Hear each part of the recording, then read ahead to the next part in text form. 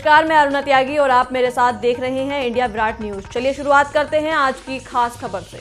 विगत 3 माह से उत्तर प्रदेश में डेंगू ज्वर के कारण कई मौतें हो चुकी हैं। आए दिन अखबारों में जनता की समस्याओं से हुई मौतों के आंकड़े आते हैं।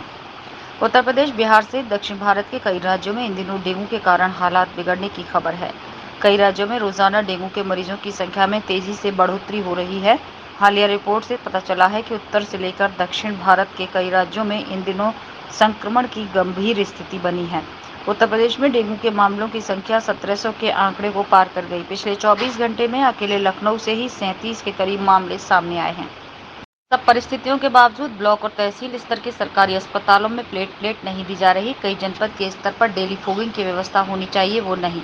सबसे पहले जांच सीबीसी है, जिसमें प्लेटलेट्स काउंट के बारे में पता चलता है। इसकी व्यवस्था सारे जनपदों में तहसील स्तर तक के अस्पतालों में होनी चाहिए, जो नहीं, जबकि लैब टेक्नीशियन हर अस्पताल में है। सरकारी अस्पतालों में लैब में सीबीसी काउंट के लिए रेजिन की व्यवस्था जल्द से जल्द कराई जाए। मात्र अलग से कुछ बेडों को डेंगू के नाम से आरक्षित कर लिया जाता है, जबकि डेंगू ज्वर से पीड़ित लोगों की संख्या कहीं अधिक है। पूरा वार्ड आरक्षित होना चाहिए प्लेटलेट्स की ट्रोम्बोसिस को रोकने के लिए। आज हमारे छात्र सभा के राष्ट्रीय अध्यक्ष डॉक्टर इमरान जी के आह्वान पर हम लोग यहाँ पर ज्ञापन देने आए थे। हमारी मांगे हैं कि उत्तर प्रदेश नहीं, पूरे भारत के अंदर डेंगू एक प्रकोप बढ़ता जा रहा है, जिससे लगातार मौतों के आंकड़े बढ़ रहे हैं, मरीजों के आंकड़े बढ़ रहे हैं। और उत्तर प्रदेश का स्वास्थ्य विभाग खुद वेंटिलेटर पे है।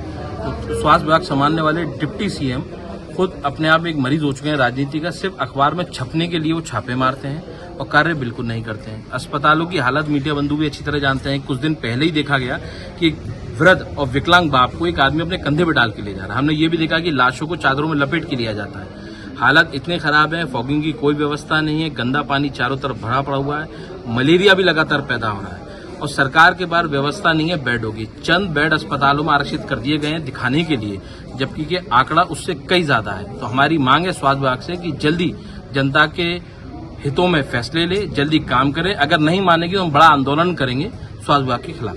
देखिए, आज हमारे छात्र सभा के महासचिव कादर कुरैशी जी के नेतृत्व में नितिन कोहली जी और बहुत भी यहाँ पे सभी छात्र सभा के कार्यकर्तागण उपस्थित हैं। सभी की उपस्थिति में हमारी सीएम जी को ज्ञापन दिया गया है और ज्ञापन इस विषय में है कि जैसे कि स्वास्थ्य विभाग में सारी व्यवस्थाएं भंग पड़ी हैं, किसी भी चीज़ पर कोई भी सख्त कार्रवाई नहीं की जा रही है, इसलिए हमने ज्ञापन दिया है। अब आजकल डेंगू बहुत फैल रहा है, मलेरिया है, टाइफाइड है, काफ़ी बीमारियां चल रही हैं और सफाई के ऊपर भी कोई ध्यान नहीं दिया जा रहा है। तो हमारी मांग इसी को लेकर है कि इस पर ध्यान दिया जाए और अगर ये ध्यान नहीं देते हैं तो फिर बड़ी आंदोलन का हम आह्वान करते हैं और बहुत जल्दी आंदोलन किया जाएगा। आज समाजवादी पार्टी छात्र सभा के राष्ट्रीय अध्यक्ष के आदेश अनुसार हमारे राष्ट्रीय सचिव कादिर कुरैशी जी ने और उनके नेतृत्व में सभी साथियों ने यहाँ सीएमओ ऑफिस में सीएमओ को ज्ञापन दिया, क्योंकि जो स्वास्थ्य विभाग इस समय है सिर्फ दिखावे का काम हो रहा है। यहाँ पर